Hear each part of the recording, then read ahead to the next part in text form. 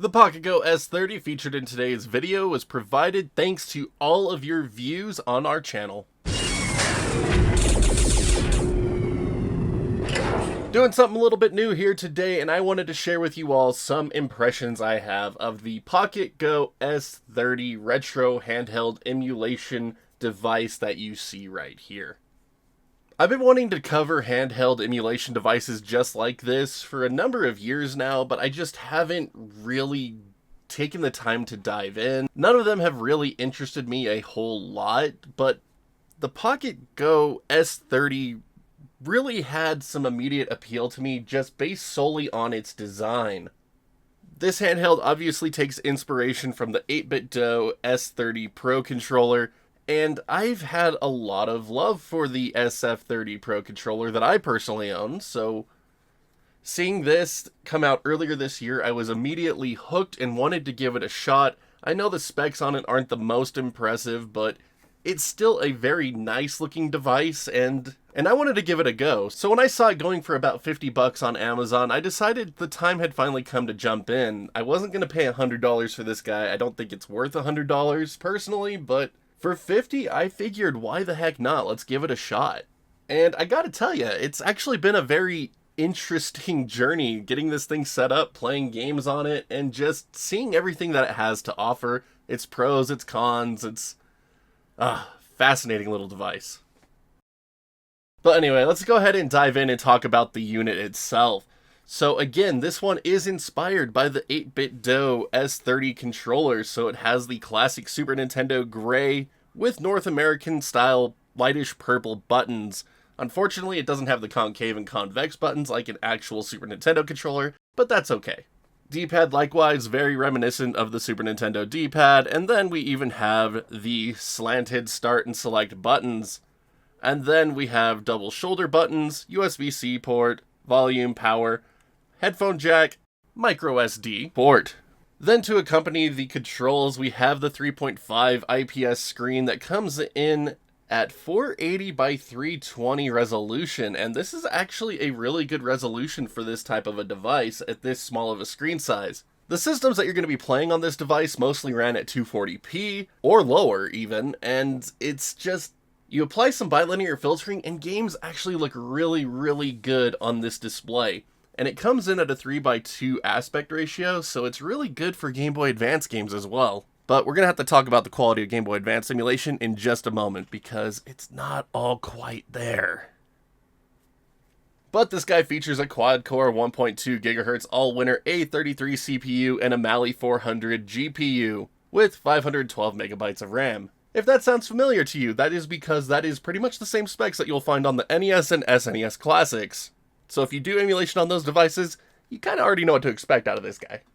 The Pocket Go S30 doesn't come with any onboard storage, so everything is handled through micro SD. And if you buy it from Amazon like I did, it actually came with a micro SD card inside of it that unfortunately had a crap ton of pirated games on it. So that's not legal, alright? Whatever floats their boat. If they want to get sued by Nintendo, I mean, more power to them. Like, that's so bad. Like, what were they thinking? But whatever. You can format that 32 gig card that it comes with, put your own stuff on it, keep it legal, or, you know, you could just not give a crap. Either way works, I guess. And then finally, it has a 2600 milliamp hour battery, and this thing can last up to 8 hours per charge. It says it'll last around 5 to 6. I keep the brightness at max, and I was able to do an entire playthrough of Metal Gear Solid on this thing in a single sitting, and that took me about 7-ish hours, and it still had battery to go. So, I mean, results will vary on that one, but it's not bad. It gets you through a good amount of gaming sessions, so really good if you just want to have something that you could take for a while and just not have to worry about running your battery down on something else like your phone. It's one of the reasons I don't do emulation on my phone. I need my phone battery alive. I hate doing things on my phone just because I know it'll kill the battery and then I'll need it later and the battery will be dead. That's why I love dedicated devices like this, personally. I love that this thing uses USB-C for charging. It makes it very convenient just to plug into my Nintendo Switch charger and just get it completely charged up when I need it to be. And the indicator light is actually pretty helpful. It starts flashing around 20% battery life left, so it gives you plenty of warning before your battery dies. That way you can get it plugged in and charged as needed. But enough about the device. Let's talk about how it actually feels to play games on this thing. And first up, let's talk about form factor and comfort. I've always been a much bigger fan of horizontal handhelds than vertical ones. I love being able to just put my hands on both sides of the screen and play it. It just seems more compact to me. I just absolutely love this form factor and design, and again, one of the main reasons why I decided to jump in with the Pocket Go S30. As for the grip, it is more of a Super Nintendo style controller, so you have the rounded edges, and depending on how you hold it, it can be more comfortable in certain positions than others. Overall, I don't find the device to be completely uncomfortable, but it isn't the most ergonomic, but again, I was able to play through an entire one sitting of Metal Gear Solid without any issues. So really, it just honestly depends on your own personal playstyles, what kind of comfort level you're really going to get out of this thing. It's not as straightforward as you would expect it to be. But in my opinion, honestly not too bad. It could be far worse. Now for the face buttons, they are a bit on the small side, but I actually like the feel of them. They're not too squishy, they're not too stiff, they're just about right. I wouldn't call them 100% perfect, but they're pretty good. They get the job done. And then the same thing with the D-pad. It doesn't feel too stiff, it doesn't feel too squishy. It does unfortunately, however, not have the greatest of accuracy. It's about on par with other 8-bit DOS stuff if you've ever used an 8-bit DOS controller. So it could be better, but it's not terrible. And then the shoulder buttons are just absolutely fantastic. I freaking love the way the shoulder buttons feel on this little device. They're just very snappy, and they make me happy to use them. That's all I can say about it. And then there is the analog stick. And I honestly have no idea why they bothered including an analog stick on this device at all. Honestly, any of these retro handhelds that have a single analog stick, I've never understood the purpose of. There's only like 3 systems that are going to truly take advantage of a single stick setup. And most of these devices can't run those systems. So why include it? And the same thing goes for the Pocket Go S30. Like, it has a single analog stick. The analog stick on my unit is even more so confusing because it can't go left very well. So, like, you can go up, right, down, but once you try to go left, it's like, nah. We're not going left. Screw that. So that limits its use even further. So this device would have been so much better if they had just made it D-pad only. Like, this thing can't run N64, it can't run Dreamcast, it can't run PSP. So what's the point of a single analog setup? It's not good for PS1. Like,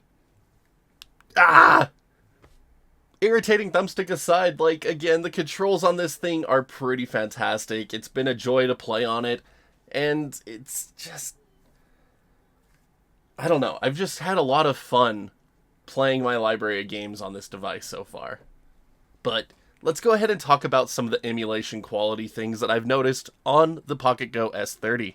Now, when you first get started playing games on the Pocket Go S30, the included software is really bad. It doesn't look good, it doesn't play good, it just doesn't feel good to actually use this device to play games. Thankfully, there are members out in the community that have made it so much better to actually use this device. There are options like Simple 30, or even just straight up Retroarch, that you could just put on this device to make it 1,000 times better.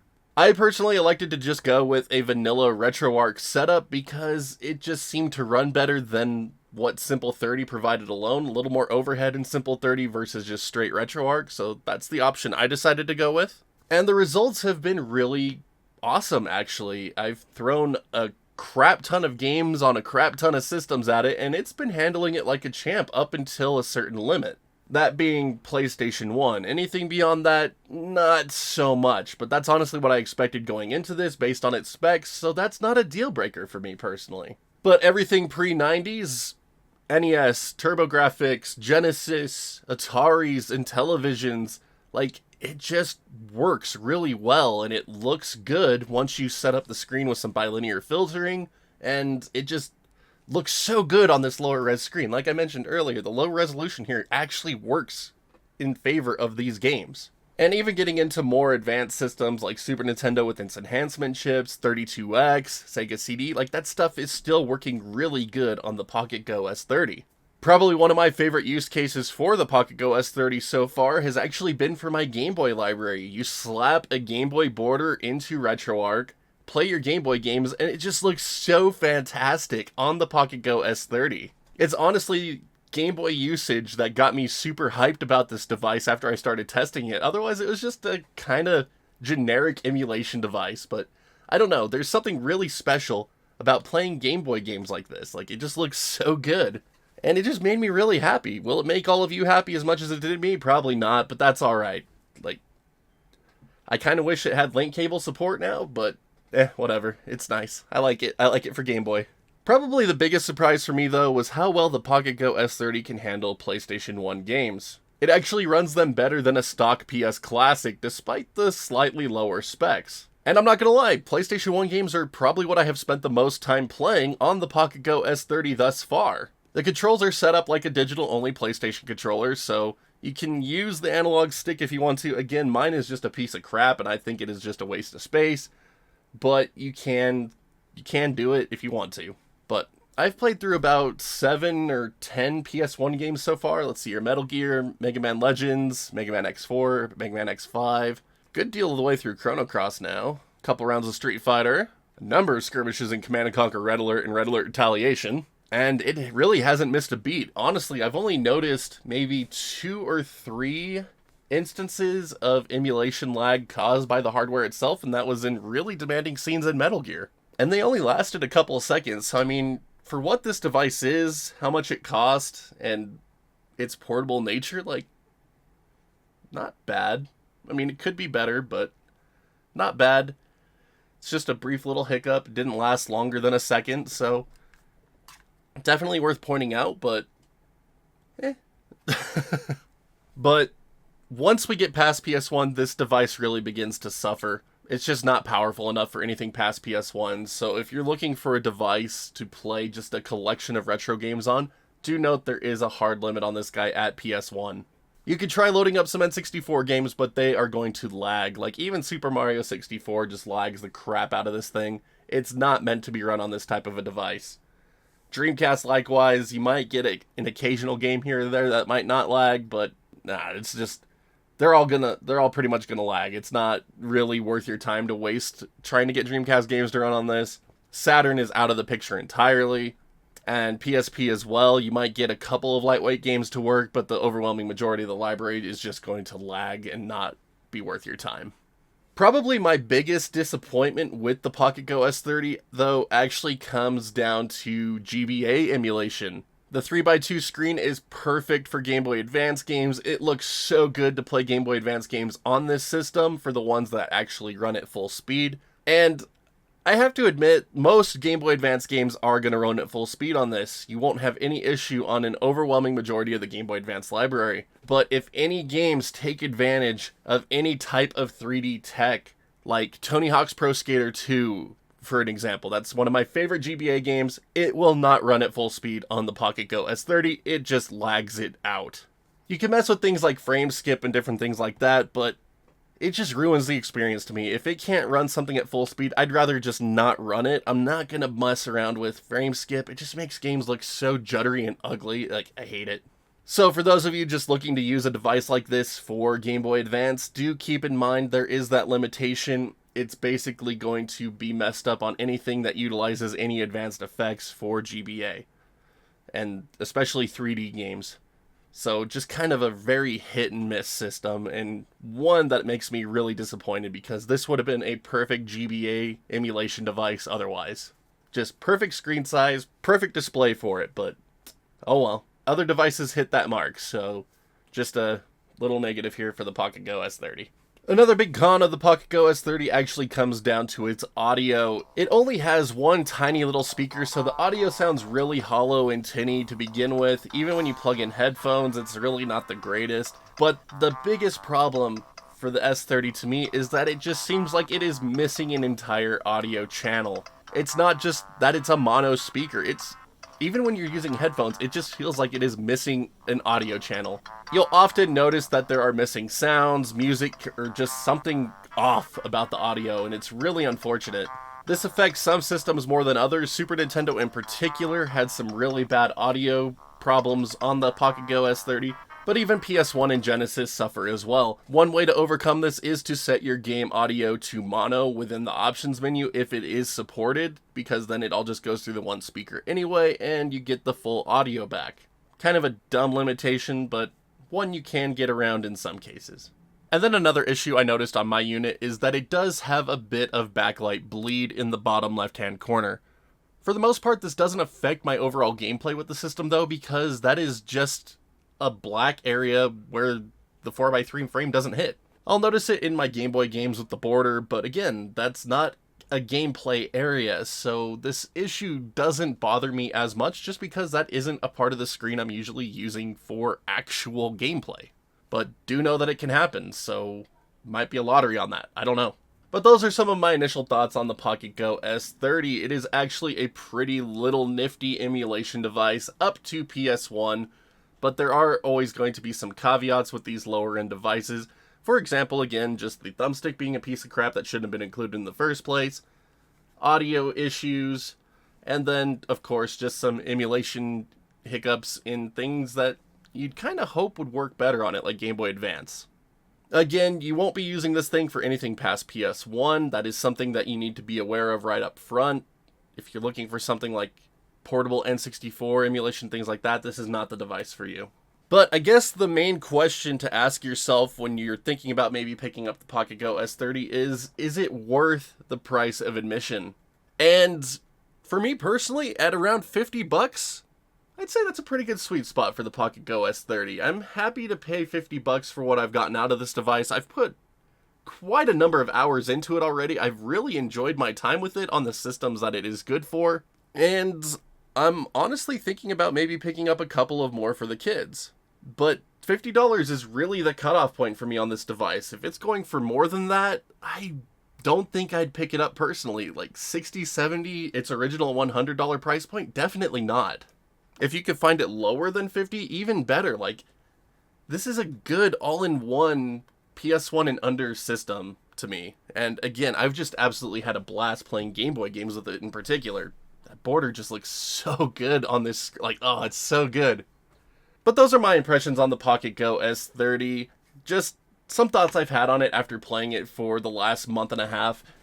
Again, this isn't a full-on review, just some thoughts about the system I wanted to share with all of you that might be looking into a device like this for your portable emulation needs. Most modern-day phones are going to outperform this guy if you have an attachable controller, but again, if you're like me, you'll have to use your phone for multiple things a day, and running its battery down for portable gaming and things like that isn't always the greatest option available, so having a dedicated handheld device definitely has its place.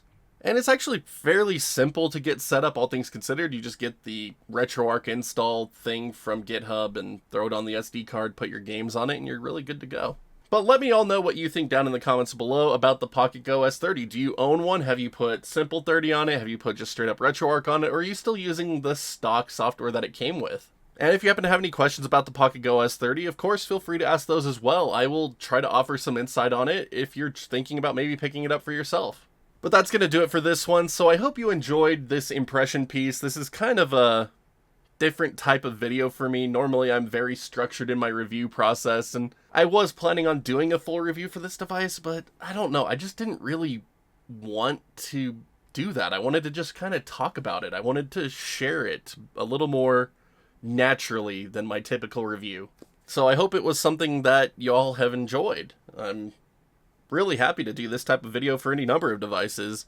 When I see another one I'm interested in that goes on sale for pretty cheap, I might check it out and do another video just like this. Let me know in the comments below if that's something that might interest you. But as always, thank you all so much for taking the time to watch this video. It means the world to us that you're helping us grow this channel and you're checking out all the videos, like just showing them so much love. Thank you all so much for that. We are super grateful. But now, if you could all do me just a couple, maybe 3 huge favors here. First off, hit that thumbs up or thumbs down button, just depending on how much you like today's video. Secondly, hit that sub button if you haven't done so already, because then you can see when new videos like this, or my review tutorials, emulation tutorials, and reviews go live. There we go. And the third one, it's a very big optional one, but if you want to help support the channel and see more content just like this come your way, hit that join button here on YouTube or check out the Patreon link in the bottom right hand corner of the screen, because that is what supplies us the funds to pick up extra little devices like the Pocket Go S30 and bring this content directly to you. Big shout out to all of our current champions who have been with us. Y'all are friggin' rock stars. This video would not have been possible without each and every single one of you. Y'all are the best. Thank you so much again for believing in what we do. But that's going to do it for this one. So until next time, my wonderful internet peeps, y'all stay awesome, and we'll see you back next video.